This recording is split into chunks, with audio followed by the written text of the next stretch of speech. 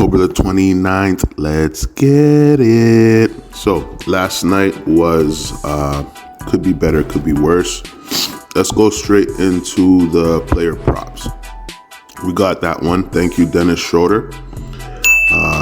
Plus 0.5 steals. He actually gave us 2 steals, so we're grateful for that, especially on a night like this where we went with the Chicago Bulls thinking that experience and some of the matchups would favor the Bulls. Definitely was not the case. We had the Bulls at +1, and it ended up Detroit beat them 118 to 102. Yeah, they played in Detroit, but I mean, this is a young team here, and they just simply outplayed the Pistons. They simply outplayed the Bulls from the start of the game to the end.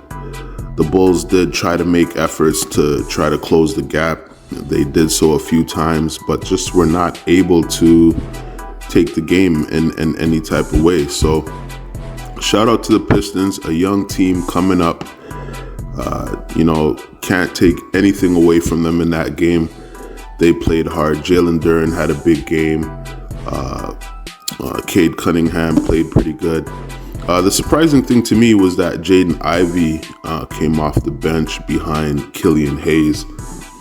I like Jaden Ivey. I got him actually on my fantasy roster, and I do need him to get the minutes, but I'm happy for Killian Hayes too to be getting the starting role, starting at point guard. So watch out for them Pistons, man, because like I said, they played a really good game last night against the Bulls, and messed up my ticket pretty good. So yeah, shout out to them for that. So let's go straight into the player matchup.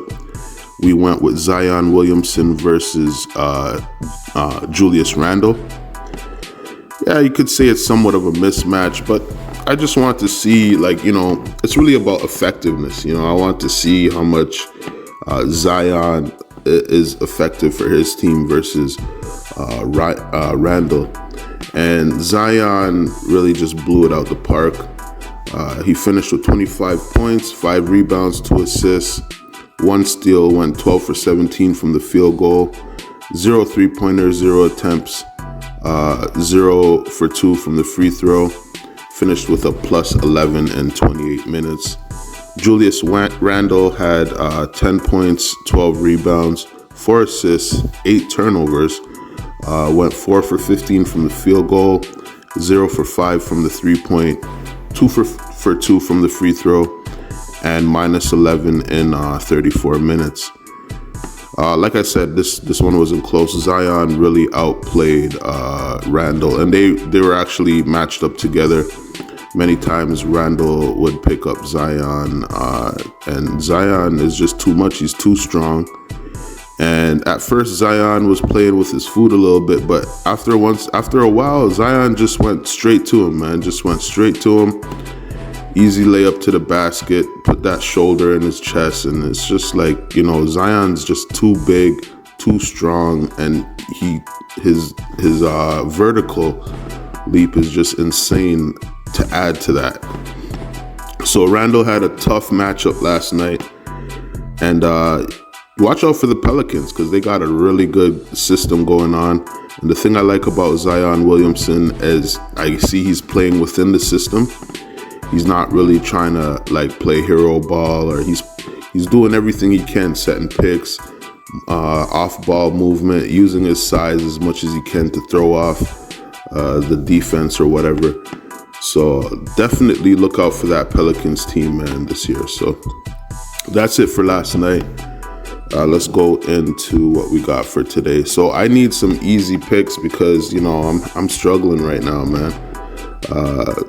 I'm going with Denver over Oklahoma. The spread I had was -3.5, -3.5. So we need Denver to win by 4 points.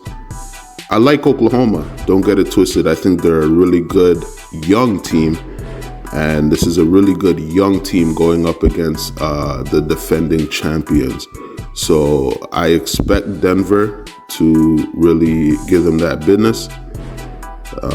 We'll see. And if it's a close game, then that'd be interesting too. A lot of my picks so far have been really good games, to say the least, except for the Detroit Chicago. You know what? Let me be easy on that. The Detroit and Chicago game, it was a good game to watch, but it's just that Detroit really just outplayed Chicago throughout the whole game. So other than that, a lot of the games I've picked have been really good games going into overtime and whatnot. So this game, I'm not really expecting that. This is like a safe bet from my perspective.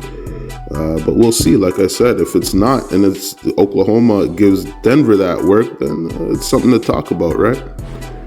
So the player match we got today, interesting one. I got Scoot Henderson versus Tyrese Maxey. And this isn't really, Maxey's just coming off of a 34-point game.